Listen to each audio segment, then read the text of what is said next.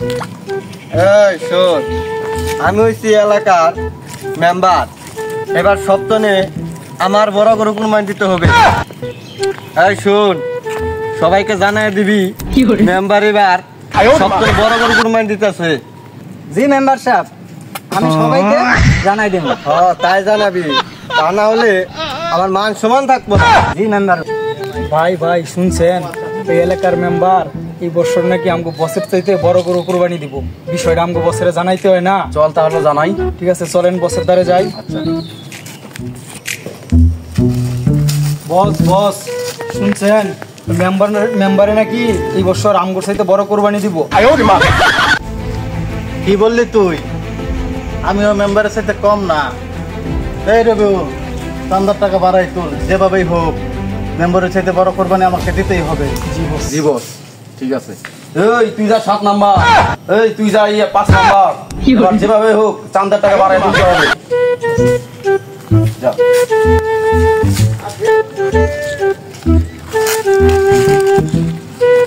এই কি শুনলাম, তবে বলে এলাকায় বড় গরু কুরবানি দিতেছিস? তগুর স্বপ্নই রয়ে যাবো।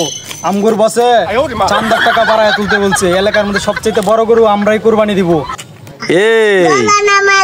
তোরা এবার বড় গরু কুরবানি দিবি? আমাদের মেম্বারে যে হারে চাল মেরে খাইছে, আর যেভাবে পরিশোধের কাট মারছে, যেভাবে গরিব দুঃখীর এই চাল চুরি করছে আর কাট মারছে, আর তোরা 5000 টাকা তুলে বড় গরু কুরবানি দিবার চাস? তোকে স্বপ্ন রয়ে যাবো, কোনোদিন পূরণ হবো না। এই যে উত্তরবার করিম চাচার বড় একটা গরু আছে, এই গরুর আমরা এখন নগদ কিনবার নেই কাটাছি, টাকা হ্যান্ড ক্যাশ টাকাতে কিনে আসবো।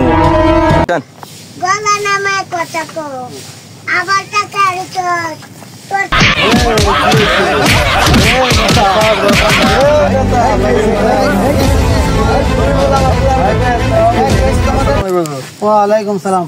কি হয়েছে ভাই? এখানে হট্টগোল কি হয়েছে? এনে সমস্যা হইলো যে মেম্বার আমার, তো আমি কইছি এলাকার মেম্বার আমি এত বড় গরু কুরবানি দিব, ওই কয় না যে আমার তো বড় গরু কুরবানি দিব।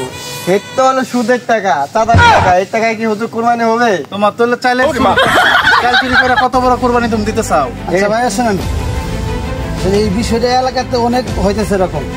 আমি যে কুরবানি দিতেছি, আমরা এই কুরবানিটা লোক দেখানো হইতেছে। এই কুরবানি কোনো সব হবে না।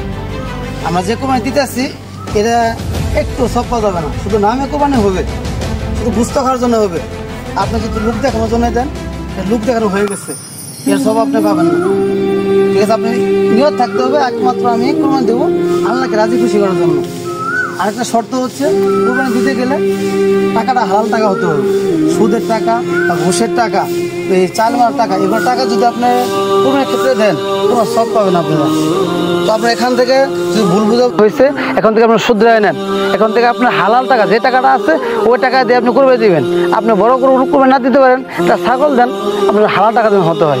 কিন্তু যদি ওর মধ্যে যদি কোনো চাঁদার টাকা বা মেম্বারের যে চাল চুরির টাকা, এগুলো যদি অ্যাড করেন, তাহলে আপনার কোনোটাই হবে না।